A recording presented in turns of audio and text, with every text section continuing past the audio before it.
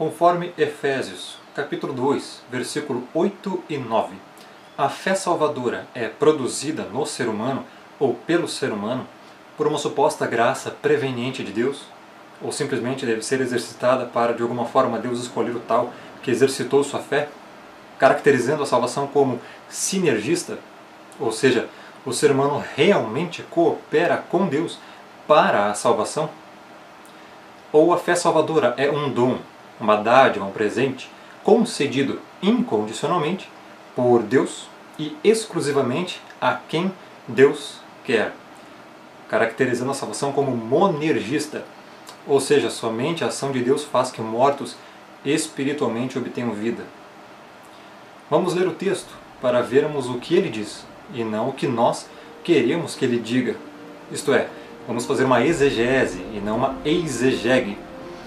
Efésios 2, 8 e 9 diz: porque pela graça sois salvos, mediante a fé. E isto não vem de vós, é dom de Deus, não de obras, para que ninguém se glorie. O verso 10 também é muito importante, pois afirma expressamente que nós fomos salvos para as obras e não pelas obras. E que essas obras foram preparadas por Deus de antemão para que andássemos nelas. Mas nos concentraremos apenas nos versos 8 e 9. Então acompanhe comigo o texto em grego que diz, verso 8: Tegacharite estessos meni diapisteos, que tutu, o keximon, theotodoron. Verso 9: o kexergon, inamitis carricite. O conceito popular acerca deste texto, ou seja, o que nós mais ouvimos por aí no meio teológico, é que tuto, isto, não pode referir-se à fé. Por quê?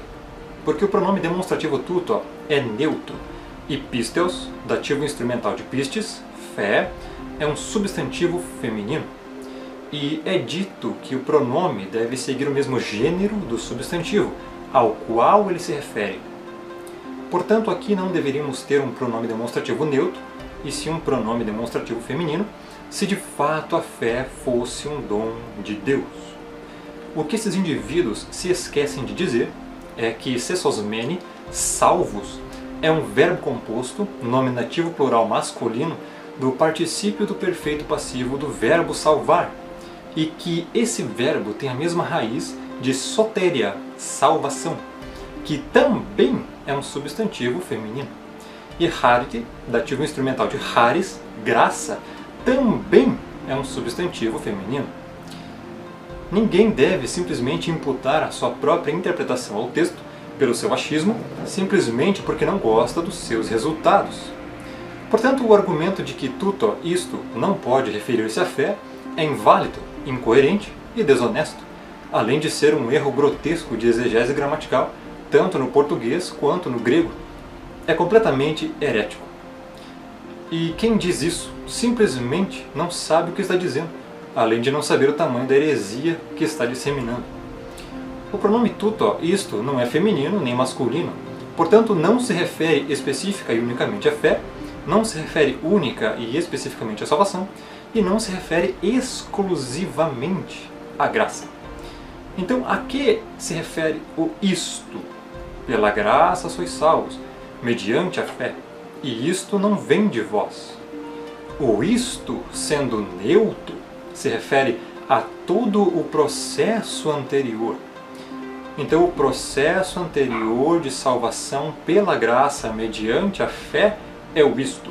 E isto não vem de vós, é dom de Deus.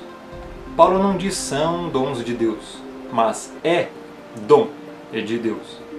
Portanto, tuto aqui refere-se a pela graça sois salvos mediante a fé. Ou seja, toda a declaração.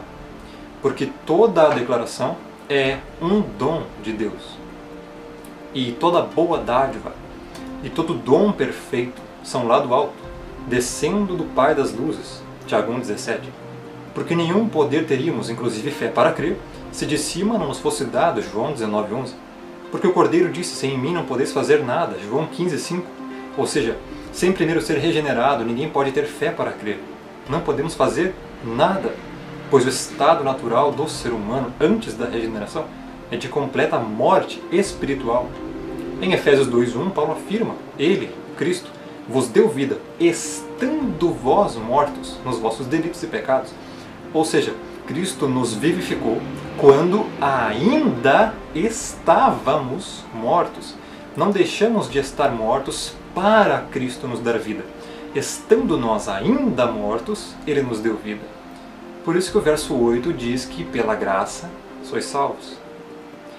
A salvação é pela graça e não por nossos próprios esforços, como por exemplo exercitar a fé. Do contrário, já não é mais por graça, mas por obras. Romanos 4,4 diz: ora, ao que trabalha, o salário não é considerado como favor, e sim como dívida. E se é pela graça, já não é pelas obras. Do contrário, a graça já não é graça. Romanos 11,6. O que é graça? Favor imerecido.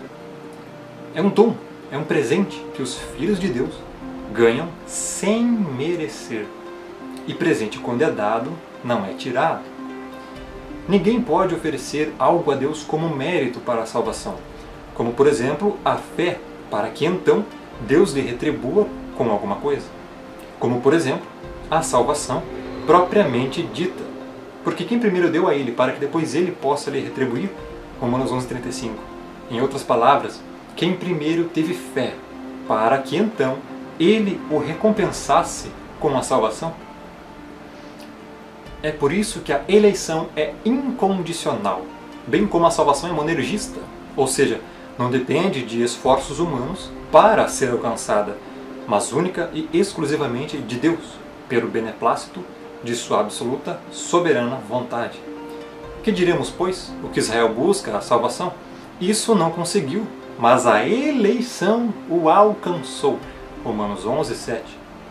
Portanto, não seja soberbo, arrogante e orgulhoso ao dizer: eu escolhi crer, a iniciativa de crer foi minha, eu é que tive fé para crer. Não, porque Deus é quem fez você crer, Deus é quem te escolheu para crer, Deus é quem lhe concedeu a fé para só então você poder crer. Não obstante, a fé é representada como um dom de Deus em outras passagens, como Atos 3,16, onde diz que a fé vem por meio de Jesus, não vai por meio do homem até Jesus. Romanos 10,17, onde diz que a fé vem pela pregação da palavra e não vai a Deus pelo esforço do homem. Filipenses 1,29, onde diz que nos foi concedida a graça de crer em Cristo. Hebreus 12,2, onde diz que Jesus é o autor e consumador da nossa fé. E 2 Pedro 1,1, onde diz que a fé é obtida na justiça de Cristo e não da do homem. Assim, pois, não depende de quem quer ou de quem corre, mas de Deus usar a sua misericórdia. Romanos 9,16. Só para lembrar que ninguém é um robô, um autômato ou uma mera marionete, pois em toda a Escritura o ser humano é responsável por suas ações, palavras e pensamentos, e é ordenado a se arrepender e a crer. Porém é Deus quem concede tudo isso a ele. Filipenses 2, 12 e 13 é um dos maiores exemplos disso. Assim, pois, amados meus, desenvolvei a vossa salvação com temor e tremor. Veja que nesse verso a responsabilidade é toda do ser humano. Mas agora veja o verso 13. Porque Deus é quem efetua em vós tanto o querer como o realizar, segundo a sua boa vontade. Perceba que ao mesmo tempo que Deus é absolutamente soberano na salvação, o ser humano é totalmente responsável por cada um de seus atos. A soberania de Deus e a responsabilidade humana são duas amigas que sempre andaram e sempre andarão juntas. Que Deus os abençoe. Graça e paz.